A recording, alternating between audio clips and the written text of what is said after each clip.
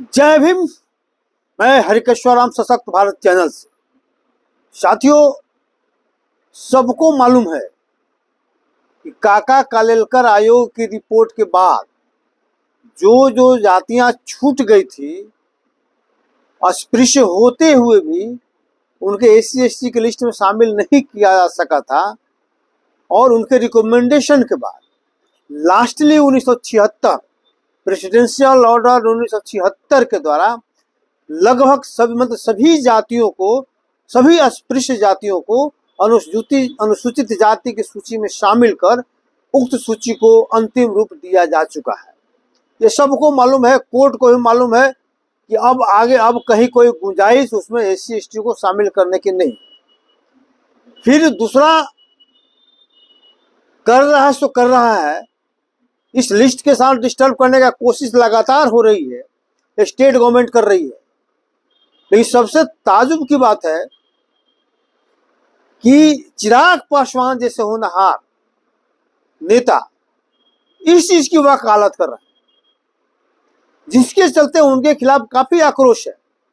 लोगों का यह मानना है कि उस व्यक्ति को कोई जानकारी ही नहीं है, पढ़ने लिखने का कोई काम है नहीं, सिर्फ रामविलास पासवान के नाम पर राजनीति करना है, और लोगों का सपोर्ट भी जाति के नाम पर मिल जा रहा है।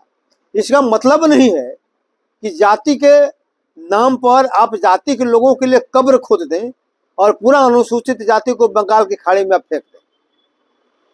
इसलिए साथियों, इस आक्रोश को देखते हुए आपको भी समझना पड़ेगा कि जब SC/ST का लिस्ट फाइनल हो गया है, तो फिर उसमें किसी को सम्मिलित करने और नहीं करने का कहाँ सवाल पैदा होता है। तो इस तरह की बात उठाने वाले लोग संविधान विरोधी हैं, संविधान के खिलाफ हैं, अनुसूचित जाति SC/ST के खिलाफ हैं, और जो प्रेसिडेंशियल ऑर्डर के खिलाफ हैं, और इस सूची को डिस्टर्ब करने के लिए वाले माने जाएंगे। तो ऐसे लोगों को समाज सबक सिखाए, मेरा अनुरोध है कि, और वैसे भी लोगों को बिना पढ़े लिखे, बिना समझे बूझे इस तरह का बयान चिराग पासवान को नहीं देना चाहिए। अन्यथा समाज को क्या आप गतलखाना में फेंकेंगे, आप स्वयं गतलखाना में चले जाएंगे अगर आप में सुधार नहीं हुआ तो साथियों, मेरा मकसद सिर्फ इतना ये था कि आपके दिमाग में ये बात जाए कि चिराग पासवान ने जिस तरह से बयान दिया है वो समाज के हित में नहीं है, संविधान के हित में नहीं है, देश के हित में नहीं है, और सबसे बड़ी बात है उस व्यक्ति के हित में भी नहीं है, क्योंकि दलित वर्ग का नेतृत्व वही करेगा जो डॉक्टर अम्बेडकर का वारिस होगा, कांशी राम का वारिस होगा। रामविलास पासवान वाले की थे तो ज्ञान अर्जित करते थे, ज्ञान उनके पास था, लोगों से पूछते थे, बात करते थे, समझते थे, कभी भी उल्टा पुल्टा बयान नहीं देते थे। तो बिना पढ़ा लिखा आदमी को अगर नेतृत्व दे दिया जाएगा, और जिनको जानकारी नहीं रहेगा, नॉलेज नहीं रहेगा, तो वो आदमी समाज के लिए सबसे बड़ा जहरीला मानने की हो सकता है, दुश्मन से भी ज्यादा जहरीला हो सकता है। इस तथ्य को समझना पड़ेगा। तो इसलिए आज मेरा सभी से अनुरोध है कि इस तथ्य को आप समझें और कंडेम करें चिराग पासवान का, कि चिराग पासवान का इस तरह का बयान किसी भी कीमत पर समाज को मान्य नहीं है।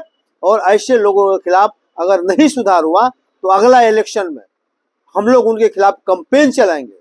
खासकर जरूरत पड़ा तो मैं उनके खिलाफ चुनाव भी लड़ूंगा। अगर इस तरह का सुधार नहीं हुआ तो जहां से चुनाव लड़ेंगे मैं उनके खिलाफ चुनाव लड़ूंगा और बता दूंगा कि समाज किसके साथ है। तो जय भीम साथियों, आज इतना ही सिर्फ लोगों को बताना था। जय भीम, जय भारत, जय संविधान।